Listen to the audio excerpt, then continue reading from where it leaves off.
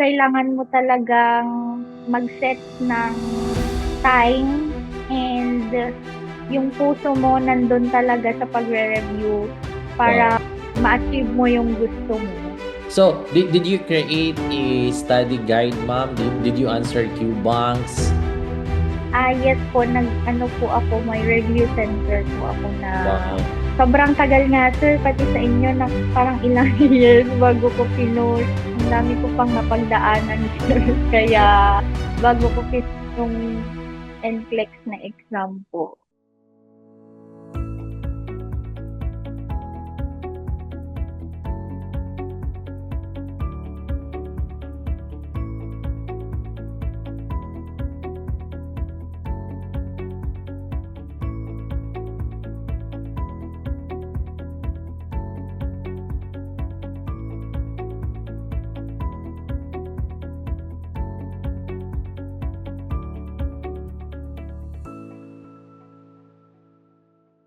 Good morning, good afternoon, good evening, nurses. My name is Chris from Nasha Business Consultancy Services. And with me is Nurse Cristelyn Bernabe Valdez, RN, USRN from Nueva Vizcaya. And we have assisted Nurse Cristelyn with her NCLEX USA exam application process. And today, she will share her journey of becoming a USRN and her experience in choosing Nasha with her NCLEX USA application process. How are you, ma'am? Can you introduce yourself? Hello po, ako po si Cristelyn Valdez from Nueva Vizcaya po. And recently passed the NCLEX. Congratulations for that one, ma'am. So, ito ma'am, palagi natin itong tinatanong sa mga nurses. Many of nurses wanted to know what motivates you and inspired you to take the NCLEX and to become a registered nurse in the US po. Ano po, marami na po akong trinay na mga exam. Siguro po hindi pa po yun yung will ni God. So, tapos madami po akong friends na nagtatry na ng NCLEX. So, sinubukan ko lang po na mag-exam. And with the grace of God po and sa tulong ng Nasha, naabot ko po yung dream ko to become a USRN sa first week po. And bonus na lang po na nag-stop yung computer ng 85 po. Wow. Wow, congratulations for that one, ma'am, no? So, of course, hindi naging madali yung naging preparation ninyo. May mga challenges kayong na-encounter. So, going back with your exam preparation and review, how many months kang nag-prepare? Currently working ka ba? How do you manage your time? Up until such time, no, na during the examination day and yung na-receive mo yung result ng exam mo. And I guess it's Sunday, no? So, tell us about it. Opo. Bali po, nagbabasa-basa na din po ako, pero yung intensive review po talaga is parang mga 26 days po. Kasi nag-leave po kasi para ang hirap na pagsabayin yung work tapos nagre-review. Since tertiary hospital kami, sobrang dami naming patients. And pag after ng work mo, sobrang pagod ka na, kailangan mo talagang mag-set ng time and yung puso mo nandun talaga sa pagre-review para ma-achieve mo yung gusto mo. So, did you create a study guide, ma'am? Did you answer Q banks? Yes po, nag-ano po ako, may review center po ako na sobrang tagal nga sir, pati sa inyo na parang ilang years bago ko pinost. Ang dami ko pang napagdaanan sir. Kaya bago ko pinost yung NCLEX na exam po. Well, it happens for a reason. You have your own clock, you have your own time, and it is given to you. Talagang times kasi yung delay or yung challenges na encounter natin, bakit hindi tayo nag-proceed or bakit nagkaroon ng delay sa process natin, maybe on our decision, because God is preparing for us, no?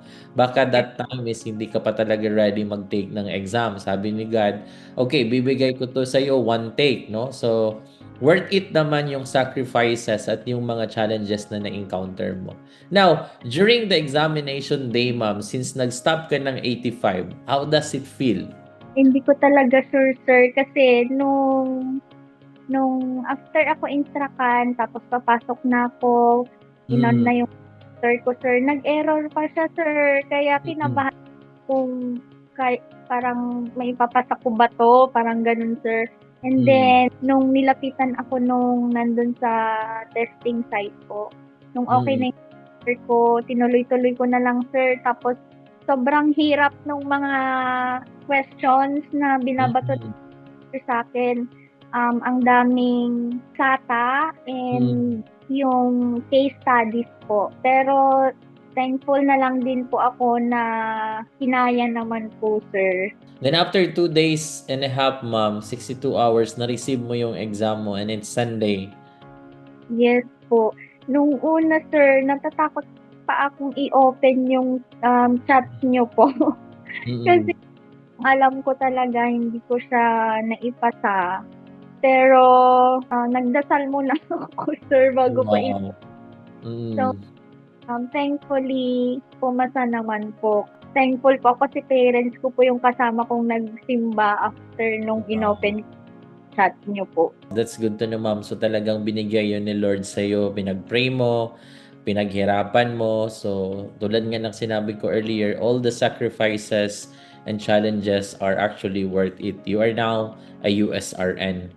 Now, ma'am, tell us in detail po how NASHA helps you with the process from the very beginning, no? From submitting of your documents, helping you and motivating you to pass the NCLEX. Sobrang nakatulong po yung NASHA po talaga, sir, as in. Kasi as a working po na laging madaming ginagawa, gustuhin ko mang mag-DIY, pero parang hindi ng time ko, sir.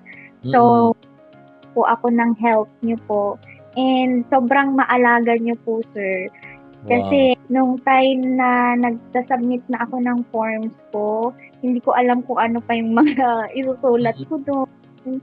Tapos yung preparation. Pero sa help po, sobrang nag-guide po talaga ako.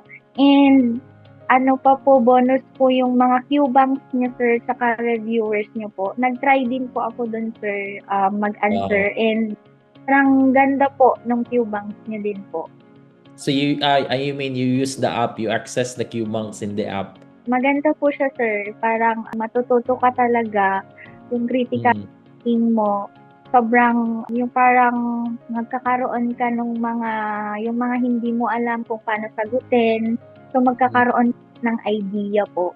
It's good to know, ma'am. Ganun naman talaga si NASHA. No? We're not just a processing company po na parang i-process lang natin yung application mo, then wala na. We want to partner with you para makapag-focus ka sa exam preparation mo and review. And with regard to the processing, application, follow-up from the Board of Nursing, kami na po ang gagawa noon. So, and anyway, yung lahat naman ng expenses mo for the NCLEX moving forward, once ma-hire tayo ng employer, it will be reimbursed naman by the employers po. So you are now one step closer to your American dream. Last question po, ma'am. Ano po yung mga advices mo and message mo, no, to other nurses preparing to take the NCLEX, doubting to start the process, they don't know how to start? Ano yung mga messages mo and advices mo to them? Maybe na experience, may same experience sila sa'yo na currently working sila, no? They don't know how to manage their time. Ang mai-advise ko lang po for those aspiring nurses who want to take the NCLEX, hanap po sila ng tamang mga mentors and agency services like NASHA para po mag-guide sila throughout their journey in becoming USRNs po. And dapat po, ang sinasabi din po ng review center namin is, dapat magkaroon ka ng puso para achieve mo yung goal mo. Pag nahirapan po kayo sa DIY process, sobrang maire-recommend ko po talaga ang NASHA to process all your documents. And sobrang i-guide and sobra yung alaga hanggang from the start na mag-begin ka na to process and mag-review hanggang sa matapos po yung examination, abot mo na yung dream mo, andyan pa rin po ang NASHA. Thank you so much for that one, ma'am. Thank you so much for sharing your story. And we know a lot of nurses will be inspired and do the same. And your journey, ma'am, is really, really amazing and an inspiration to everyone.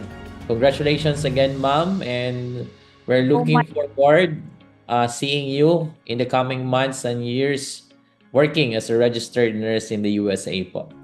Thank you po. Thank you so much, sir.